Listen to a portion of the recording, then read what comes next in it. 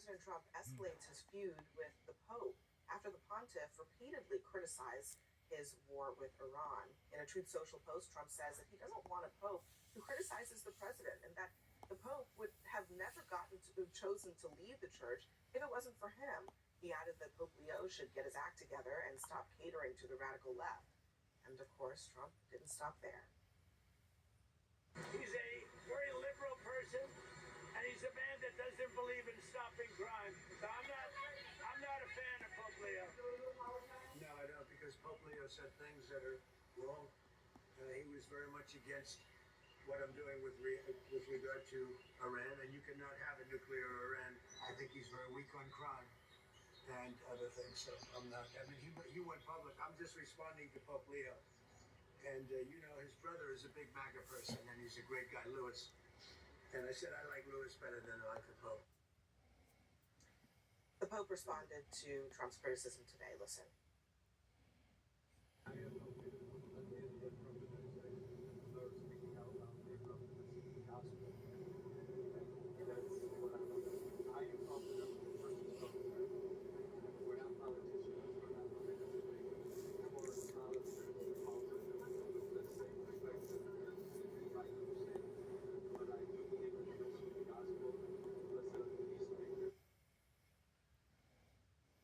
So the Pope basically is saying there, for those who are listening and not watching, that he deals with these issues from a different perspective, from a moral perspective. Do you think that the president, perhaps the White House, understands that distinction? And what do they need to know about it? Well, if you're going to criticize the Trump administration or President Trump as not understanding foreign policy or being weak in it, that's not the point. The Pope is trying to preach the gospel. The ironic image today is the first day in Africa, he's beginning a tour of the poorest African countries. He's in Hippo in Africa, the birthplace or where St. Augustine was bishop. St. Augustine developed the just war theory of the Catholic Church. The Pope is kneeling there at the tomb of the man who formulated the just war theory, while the president is critiquing this Pope. And the president is saying it is a just war. And the Pope is saying it's not. So I'm just really struck by the fact that you have the Pope visiting the poorest countries in Africa, the most war-torn regions, really being a follower of Christ, and you have a president who's depicting himself as actually being Christ. It's very ironic. This is 100% political, okay? This is all about trying to hurt President Trump's Catholic vote during the midterms and Republicans during the midterms.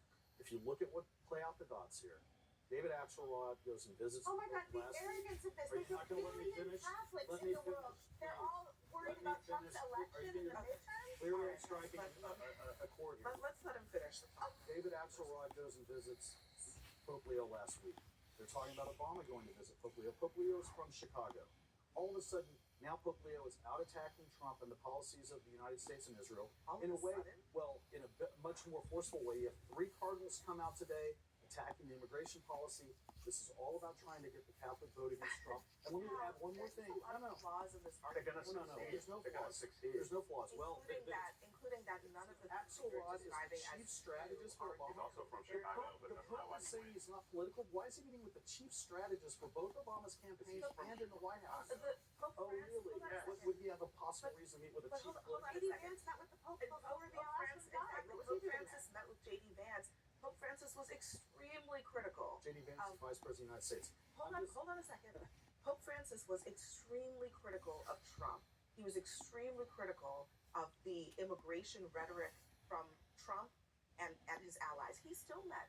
Let me add one more thing J.D. that Pope Vance. Leo's So not critical. what's the conspiracy? Let me ask you this. Why has Pope Leo been, when Iran killed 30,000 plus of their own citizens, he didn't call out the Iranian regime at all.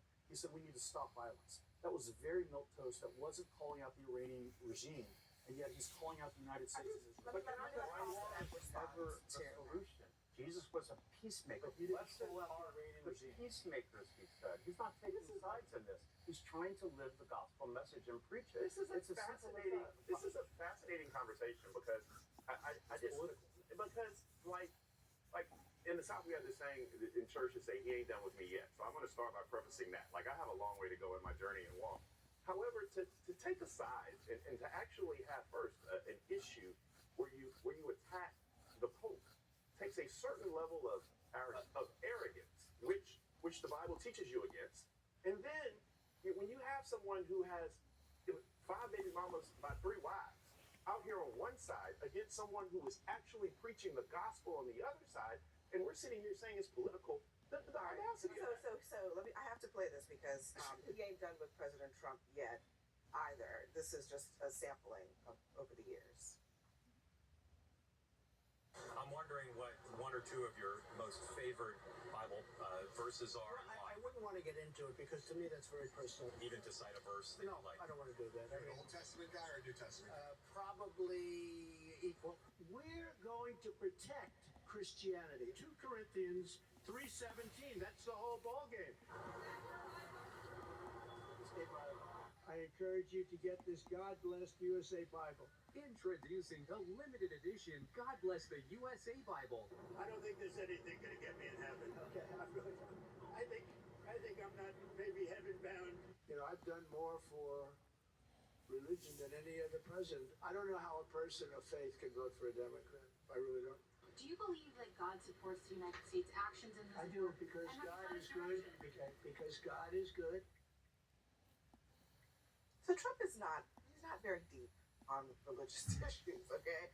So if the Pope is speaking on a moral level, he's talking about the church's teachings. Trump clearly doesn't get that, and chooses then to just attack the Pope on personal and political levels, even though they're not even really speaking the same language. Both the Pope and the Holy See have more cosmic concerns than the tenets of basic statecraft. But I have a question for you, Father, because I am wholly unequipped to engage in a theological discussion, but I am a little bit familiar with just war theory, and it does revolve around self-defense. And as Hal noted, even if we were to excuse the fact that this regime is a horrible regime that slaughters its own people by the thousands, that blinds women as a matter of policy for wearing the wrong clothing, etc., the Iranian regime kills and attacks Americans on a daily basis. Anybody who works in national security will tell you these people do not sleep. They're continually exercising and finding out new ways to kill Americans. We are forever devoting ourselves to that, and we've gotten very good at it, which is why they don't succeed very frequently. Nevertheless, this is a country that is at war with us and has slaughtered hundreds, if not thousands, of Americans. At what point does this become self-defense? Self-defense, first of all, is not the only qualification for just war. However, they did not attack us on our territory. They did not bomb our innocent people in the same way that we have waged this war. It's an unjust war, according to the Pope. And so you can't just pick up one thing and say, well, if it was self-defense, therefore, Well, they just do what attack us on our soil. So is But it that's not what we Can I ask went a to war political with question? So at what point do we stop arguing theology with the Pope and actually reach out? And you're talking about politics, right? And so what I would do if I was in your position is I have the ear of the president and say, Mr. President, instead of standing up there and attacking the Pope, let's actually bring him in. Let's actually have a conversation with the Pope. Let's actually, because you're talking about losing Catholic votes, but let's actually do the right thing and actually say, look, whoever the father is in the district of, I'm Episcopal, so forgive me, but whoever the father is in the district of D.C., actually sit down with them and talk to them and try to bring them in. Everything does not have to be diametrically opposed. We don't have to rip people apart at the fabric of this country as Donald Trump does, even if he's doing it inadvertently. Constantly fighting, and I agree that with mends some fences, but the American president is responsible to the American people, and the American people were facing the prospect of an Iranian regime that was developing a ballistic missile shield that would protect its nuclear weapons program, and that would threaten Americans. American people were opposed to this war. They didn't The ask same- the they did not American people support about the war. They didn't go through Congress. The American Netanyahu president came to sometimes America, takes action. went into the Situation Room, and against the interests of all of our intelligence, Donald Trump made a decision on his own. We know Well, the look, I intelligence. guess The at the Iranian end of the regime is day, trying to kill Americans. It does it all the that is time. not what I don't think it would recommended. surprise many That people is at home, whether they are religious or not, whether they are Catholic or not, that the Pope would take a position that the war should come to an end. That seems to me to be a basic premise of a lot of people of faith, is that we should want fewer wars, not more wars, less bombs dropping, not more. I I mean, I don't understand why that is so surprising to people. I don't either. I mean, just look at the life of Jesus. He was executed without resisting it by a regime that was more oppressive. And so, just by his very life, when Peter tried to draw the sword, he said, "Put away your sword. Blessed are the peacemakers." So, Jesus' own example of going to the cross is saying that violence is never going to be the answer. This is the result of violence. This outstretched on the cross.